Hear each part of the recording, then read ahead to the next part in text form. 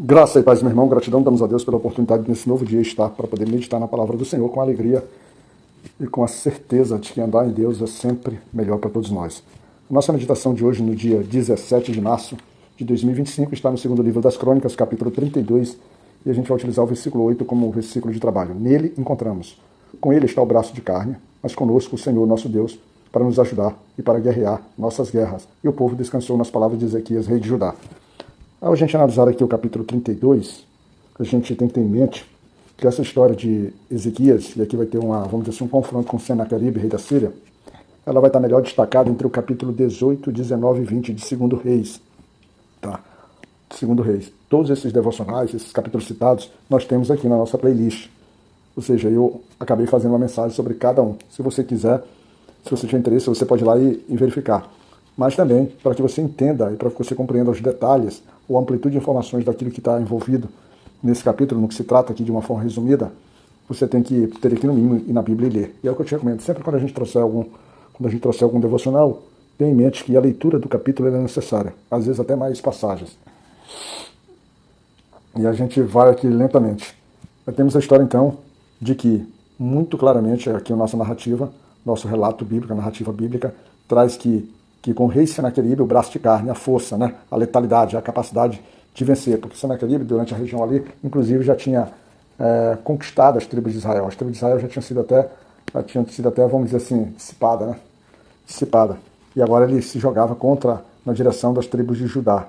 E Ezequias, ele traz muito claramente que o povo de Judá, o rei de Judá, junto com o seu povo, tinha Deus como o seu braço forte, né? E ele era que guerrearia as guerras, como diversas vezes assim aconteceu. Por que Ezequias disse isso? Para poder trazer confiança para o povo e ele não se entrasse em pânico, né?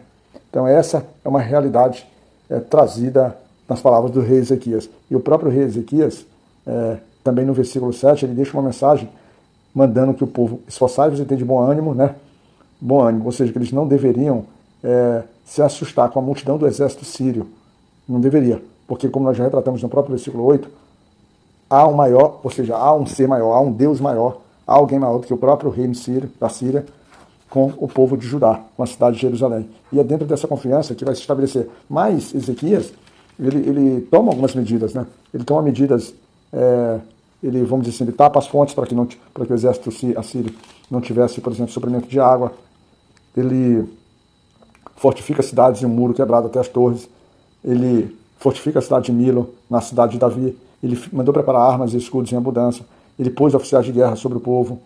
Ele tomou várias medidas, só que essas medidas, no final de tudo, acabam sendo paliativas, porque a força mesmo, como nós vimos, é o próprio Senhor para esse combate. E a gente não vai desmiuçar esse capítulo, como ele já foi desmiuçado nos capítulos de Reis, como eu já citei, 2 Reis, de 18 até o 20. Até porque o cronista, ao trazer essa história, ele não traz todos os detalhes, ele traz de uma forma genérica. E eu procuro fazer os meus devocionais sempre focado no capítulo em si, né? Na profundidade do capítulo em si. E era necessário que Ezequias fizesse com o povo, porque o exército assírio era um exército forte, um exército poderoso. E sabendo dessa movimentação em Judá, Senaqueribe, ele envia homens até Ezequias, né? Para quê? Para o rei de Judá, para que, por meio de amedrontar o rei, ele amedrontasse o próprio povo.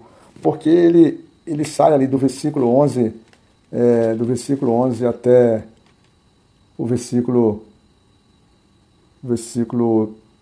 19, ele vai trazer uma série de apontamentos, na verdade, para poder intimidar o povo, para deixar o rei numa situação contrastada. E, de fato, o rei, quando a gente vai nos meandros lá do capítulo de Reis, de fato, a nação, o povo, a cidade, o rei, ele está com seus receios, porque é um exército poderoso. Mas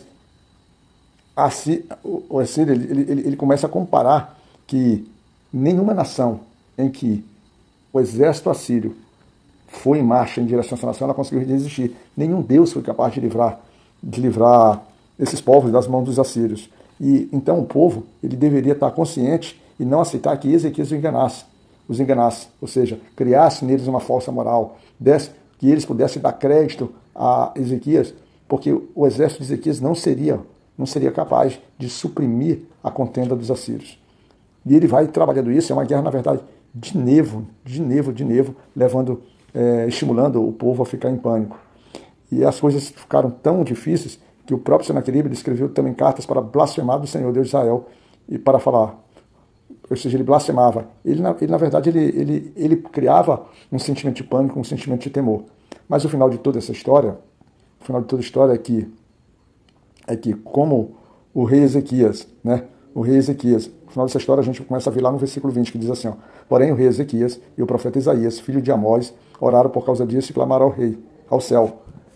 Aqui deixa uma lição muito forte para a gente. A gente, assim como esse povo aqui, a gente na nossa vida prática, na nossa vida diária, no nosso dia a dia, a gente vai ter batalhas extremamente agressivas, extremamente nocivas, poderosas contra a gente. Poderosas. São batalhas que a nossa capacidade, a nossa força não tem condições de vencê-las. Às vezes a nossa própria capacidade intelectual, financeira, bélica, seja lá qual for, a gente não tem condição de enfrentar o inimigo. Mas aí a arma que nos resta é a arma o quê? De apresentar tudo isso ao Senhor. Apresentar chorando, suplicando, orando, pedindo, clamando. E é assim que o rei Ezequias e o profeta Isaías começam a enfrentar a ver esse problema. E o resultado e a resposta ela não tarda, porque a resposta vem, nesse caso especificamente. E aí, no versículo 21, está escrito, então o Senhor enviou um anjo que destruiu todos os varões valentes e os príncipes e os chefes do arraial do rei da Síria. E este tornou com vergonha de rosto. Aqui há basicamente mais de 180 mil homens que são mortos apenas por um anjo, fazendo com que Senaqueribe volte e acabe sendo envergonhado ali diante do seu povo. Eu estou tentando não entrar nas searas do que traz os capítulos de Reis, tá? É interessante que você vá lá e veja. E um outro fator que a gente pode ver nisso aqui é uma outra parte, uma história trazida também nesse capítulo, é sobre a doença de Ezequias.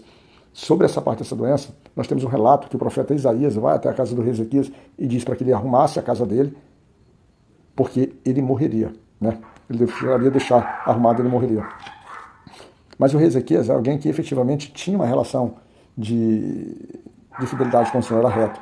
E ele chora ao Senhor e no final o Senhor lhe dá mais 15 anos de vida.